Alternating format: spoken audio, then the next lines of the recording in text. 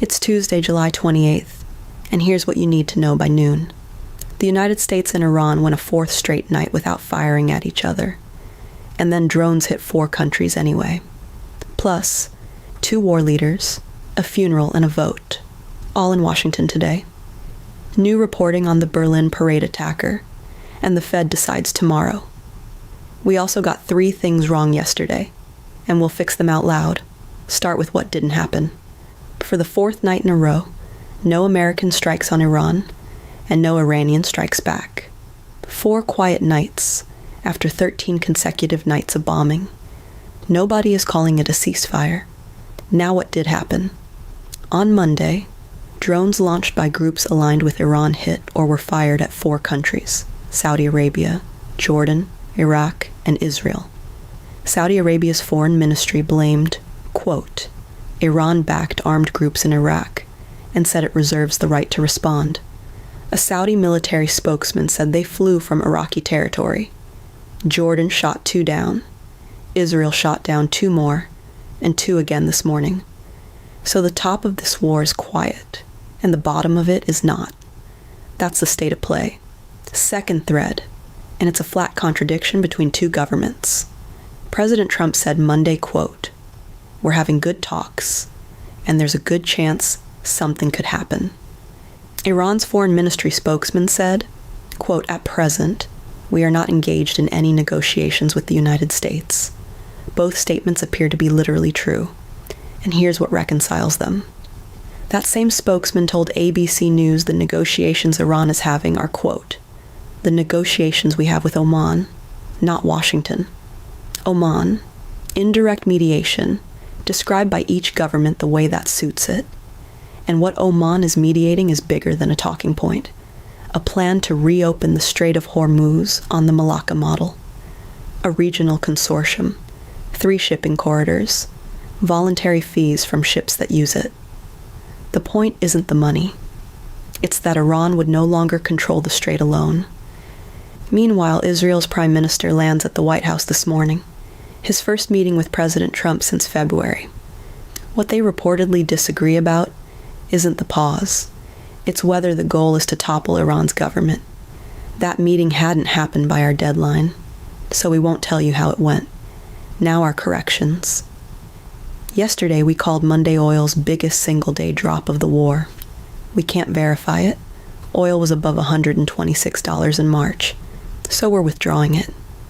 And we said Brent was around 91. That was an intraday price. Brent settled at 88.36, down 8.7%. Harder than U.S. crude's 7.5, not the same. We had it backwards. Today oil is down a 3rd straight session, near 85, still up about 15% on the month. Now the rest of today's news. First, Washington. 3 separate pieces of history stacked onto one Tuesday. This morning, Ukraine's president meets President Trump at the White House.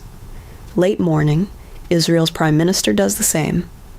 At 2 this afternoon, Senator Lindsey Graham's funeral is at the Washington National Cathedral, with the president among the speakers. Graham died July 11th at 71. And tonight, after Ukraine's president briefs all 100 senators, the Senate takes its first procedural vote on the Russia sanctions bill, renamed for Graham, introduced by his sister, who now holds his seat. Here's the part that mostly isn't being said.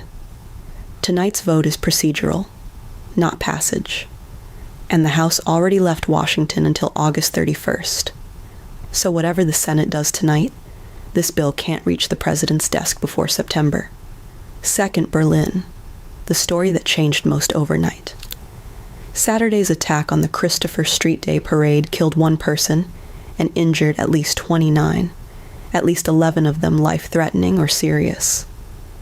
The woman who died was 65, Polish, at the parade with her daughter, who was also wounded. The suspect, 21, born in Germany, of Lebanese descent, shot dead by police Sunday evening. Here's what made it a national argument. He posted Islamic State propaganda in 2024, then traveled to Lebanon last year trying to reach Syria and join the group. A juvenile court convicted him in May and suspended the sentence. And he was in a de-radicalization program. A counselor there told reporters, quote, "He gave the answers they wanted to hear." But of course our colleagues noticed this. Staff had written the words "fake cooperation" into his file. A third evaluation was scheduled for Monday. He was killed on Sunday. The chancellor said Germany will have to answer how he got that close. The interior minister wants ankle monitors, preventive detention, and a rewrite of juvenile criminal law, which in Germany covers defendants up to age 20, and is why that sentence was suspended. And third, your money, and the day we told you to circle. The Federal Reserve is meeting right now and announces tomorrow at 2. Start with another correction. Yesterday we said the Fed has held rates at 3.5% to 3.75% for 5 straight meetings. It's 4, January, March, April, and June. Tomorrow would be the 5th, if they hold, if. Because the debate isn't about a cut, it's about a hike. And the odds depend on where you look. On CME's FedWatch tool, a 1/4 point increase is priced at roughly 1 in 3. On public prediction markets, closer to 1 in 5. Chair Kevin Warsh has given almost no forward guidance. What he has said is that prices are too high. He's President Trump's own appointee. And here's the politics of that. Regular gas is averaging $4.11 a gallon, 95 cents higher than a year ago, a 30% increase. In a poll 2 weeks ago, 59% said gas prices have forced them to cut back or delay other spending. 51% blamed the president and his administration, and a plurality of Republicans agreed. Then, hours after the Fed, Microsoft and Meta report earnings, Apple and Amazon Thursday, and one milestone from Monday's close. Apple passed Nvidia as the most valuable company in the world. So what should you watch? Whether a 4th quiet night becomes a 5th, and whether those drones draw a Saudi response. What comes out of the White House today? Twice. And tomorrow at 2, the Fed. That's Tuesday caught up. 4 quiet nights and drones in 4 countries. Washington stacked Tuesday. The Berlin file that said fake. And a Fed decision tomorrow that could go the wrong way. We keep it straight, and we keep it quick. This is No by Noon. The news, without the noise. See you tomorrow.